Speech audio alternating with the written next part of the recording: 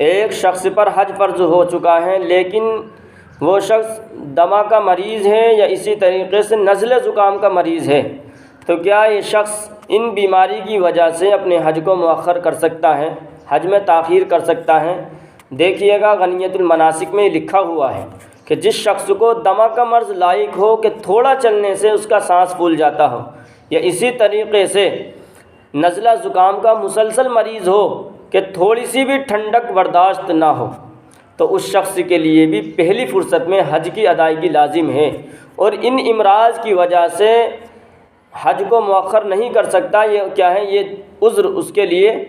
مانع حج نہیں بن سکتے، تو اس شخص کو کیا ہے پہلی فرصت میں حج کرنا ضروری ہوگا۔ ہاں، اس شخص کے لیے ضروری ہے کہ اپنے لیے مناسب کپڑے یا دوائیوں کا انتظام کر کے فریضہ حج کو ادا کرنا چاہیے۔